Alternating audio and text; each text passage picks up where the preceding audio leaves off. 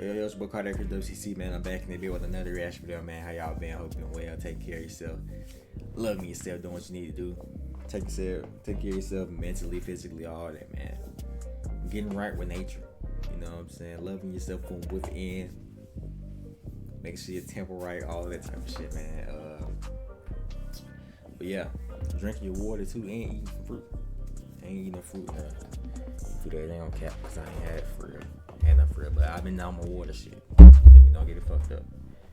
You know, some of this water is, you know, but you know, it's today we got Ty's Corner, the truth about black overconsumption.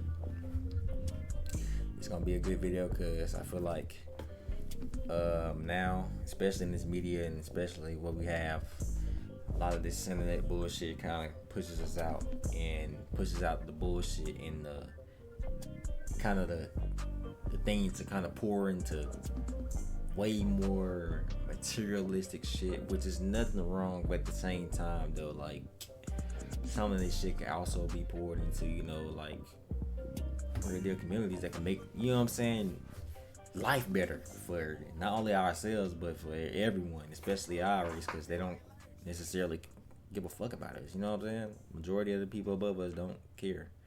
Clearly, with these AI data centers and all this bullshit they putting around us and polluting just Mother Earth and us, like, it's just weird. You know what I'm saying? So, yeah. And a lot of people are that grew up probably kind of like stuck in the predicament that they're in because they kind of worried about the materialistic things, and it was sometimes where I was even worried about this shit. But I be on some fashion shit, you know what I'm saying? I don't know fashion shit like just getting garments or like just like we're putting random outfits together. But I slowed down on that. I mean, I eventually want to get back into it because I love, you know what I'm saying, dressing up. But I feel like this kind of different. What I'm trying to say is like pouring into the trendy bullshit all because, you know what I'm saying, everybody else got it and you just want validation from other motherfuckers. You feel me? All because it's trending, or you know, it just I don't know how to explain this shit. Just buy what you buy. You feel me? Like what you like, but at the end of the day, don't get consumed by the shit. We all have priorities, and sometimes you gotta miss out on the certain shit. You feel me? Because at the end of the day, the shit be temporary fame validation. I don't know how to explain this shit. It's crazy, but I hope y'all get what I'm saying. You know, Voice right here. I got the 488 Ferrari. I got the Maybach or the Maybach, whatever you want to call it. I got 7 Rolls Royces right here. I like to call it Lucky 7. But then nigga, 7 Rolls Royces. Now, like, it's do what you do with what you want with your money, my nigga. But 7, like, come on, man, like. That's what I'm saying. Like, you could have put this shit into some. You could have saved your money and put this. What do you need 7? I'm pocket watching. Now they're raw and all that. Okay, I can get that, my nigga. You feel me?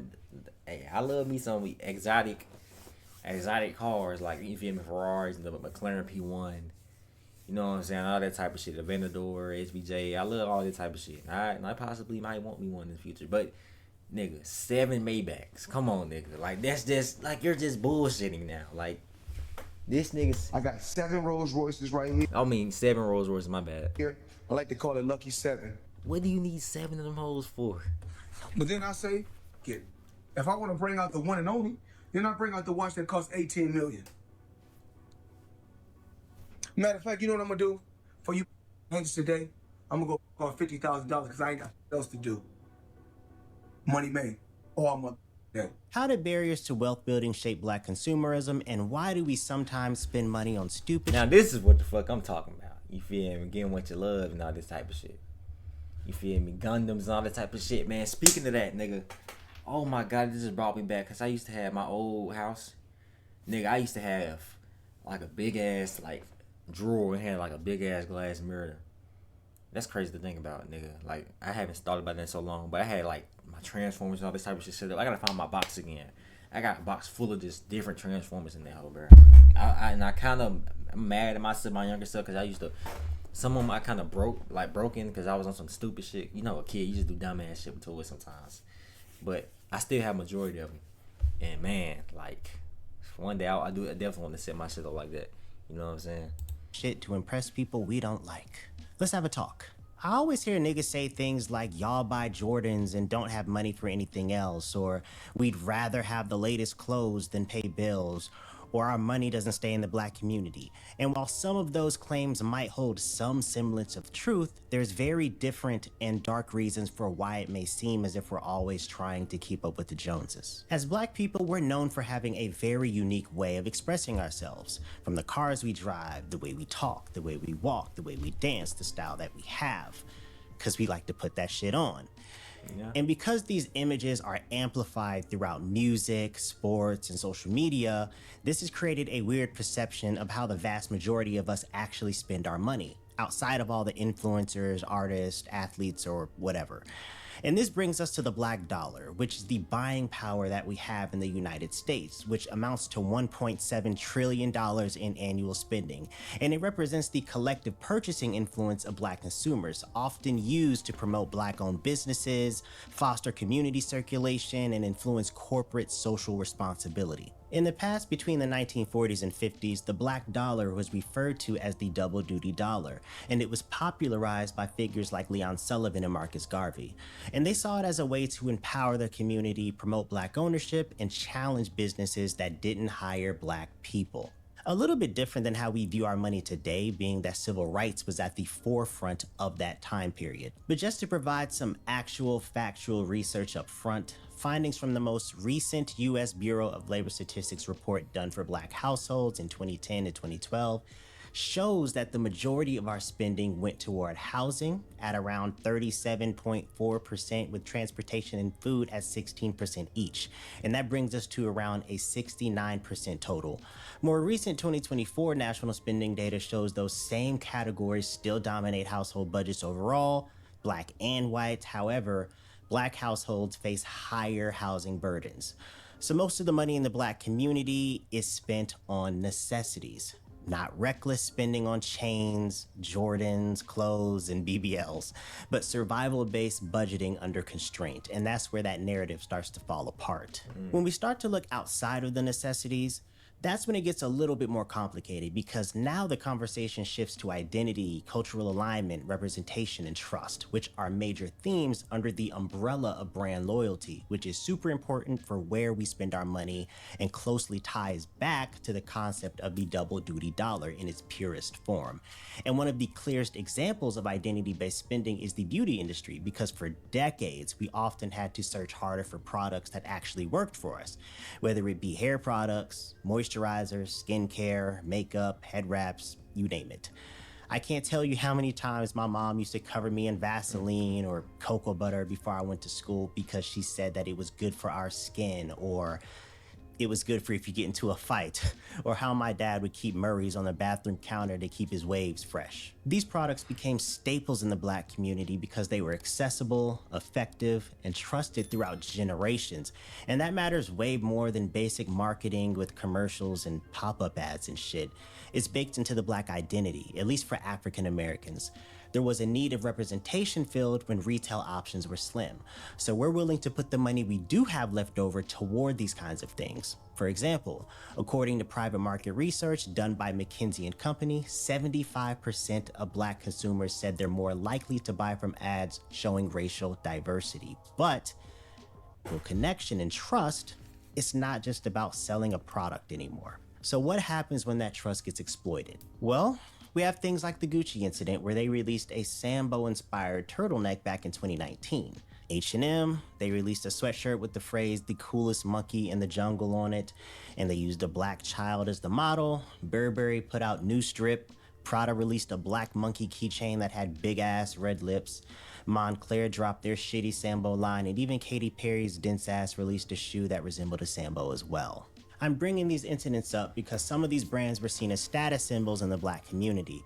Rappers, athletes, and other famous people held these brands in high regard and indirectly or even directly influenced a lot of people in our community to purchase things from these brands. And that's just the clothing market, right? We have Aunt Jemima being forced to rebrand because of how offensive that shit was. Pepsi with the Kylie Jenner shit. Papa John's. We could be here all day talking about this, all right? I'm pretty sure you get the point. These companies wanted black cultural influence and spending power, but lacked the cultural awareness to avoid disrespecting the consumers, helping make them relevant. And some of us still running by they shit. Probably me included. Because not only are these companies selling a product, they're selling status. Which brings us to overconsumption, something that was always pretty bad, to be honest. You can look at early Black Friday clips from the 2000s and see people getting trampled in the wee hours of the morning for material that we don't give a fuck about today. This has been made worse by social media, influencer culture, and again, status signaling.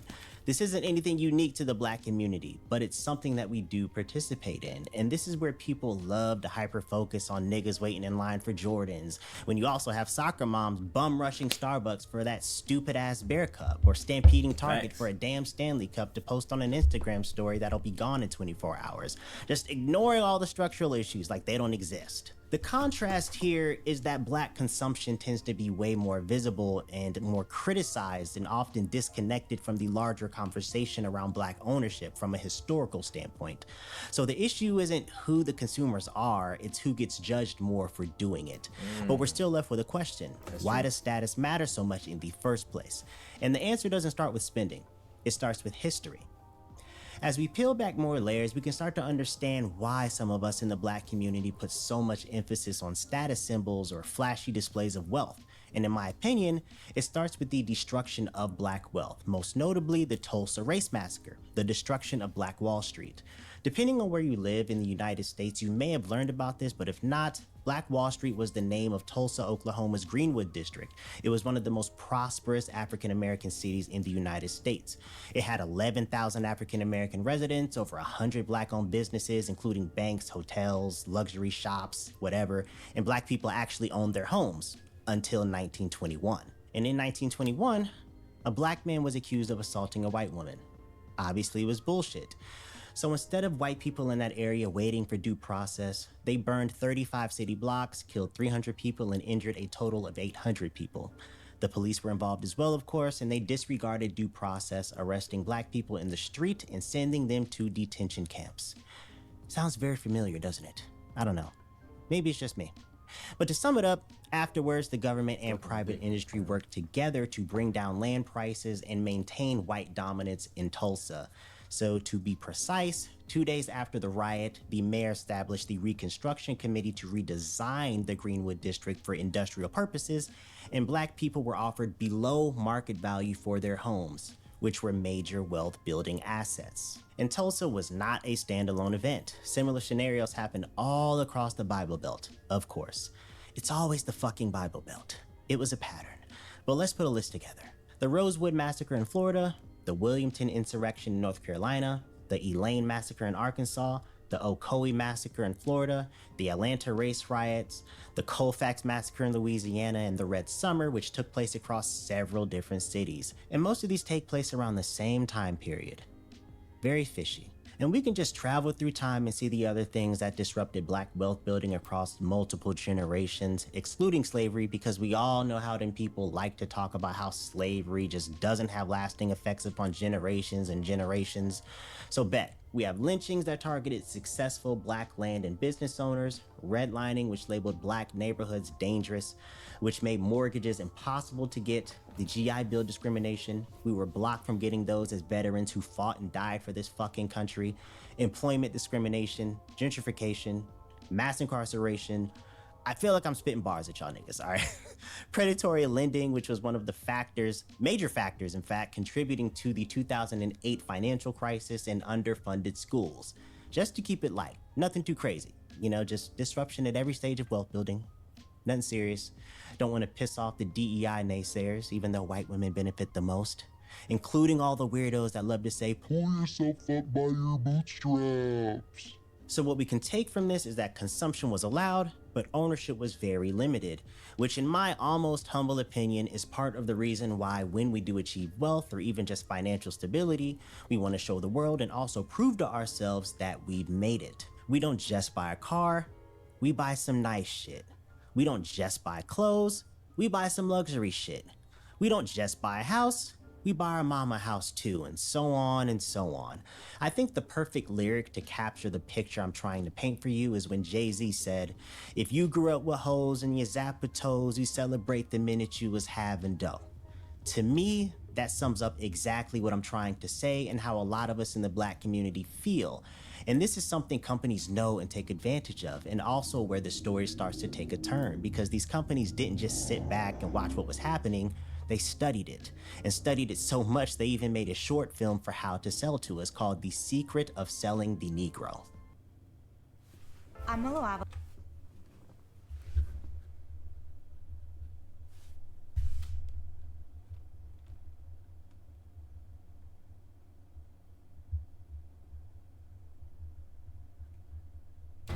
To be able to tell you the secret of selling the Negro, we did a lot of digging. We talked to leading businessmen, the customers, and the salesmen. We went to Washington, D.C. We set up cameras and other key points around the nation. And out of this all, there emerged a story, the story of a new market. The secret that the film is referring to is recognition, and it argues that since African American consumers have faced exclusion and poor service, that we would show intense brand loyalty to businesses that treated us with respect and dignity. It also aimed to debunk the myth that African American consumers only bought cheap goods, when in reality, we prefer high quality name brand products as symbols of prestige, which aligns with a lot of what we're seeing today. So while wealth was being disrupted across generations, corporate America was learning how to profit from Black consumers. Ownership was restricted, but consumption was encouraged. I don't think it'd be a stretch to say that this film helped set the foundation for how we've been marketed to since the 50s. The playbook is the same. Companies just have way more ways to call audibles now. It's not just Ebony and Jet magazines at barbershops anymore. There's more pathways to intrigue us and convince us to purchase products, especially now that celebrity worship is at all-time highs. There's way more insecurities to poke at to make a dollar. And what exacerbates things is the fact that we as Black people decide a lot, if not all, of what's popular around the world, from clothing, music, dance, sports, slang, body type. Just look around you. There's not much that hasn't had our cultural influence across the entire world from a mainstream marketability standpoint. And as it stands now, we drive a lot of industries we don't control. And until ownership catches up with influence, that gap isn't gonna close. So when you put all this together, overall, I think overconsumption is a symptom and not the root cause of economic inequality. I mean, no shit. It's a no-brainer that people have to be responsible for their own financial decisions, but it'd be pretty ignorant to just ignore all the history that got us here in the first place. Multiple things can be true at the same time. I know the internet would love to have you believe that shit is just black and white, but real life doesn't work that way. And that's the reality people don't like to talk about, because when you paint the full picture, it was never just about spending. It was about who was allowed to build wealth. Thanks for watching. This is an amazing fucking video. Cause I was even talking. Wasn't I talking shit in the beginning? That was a great standpoint about every damn thing, honestly. Man.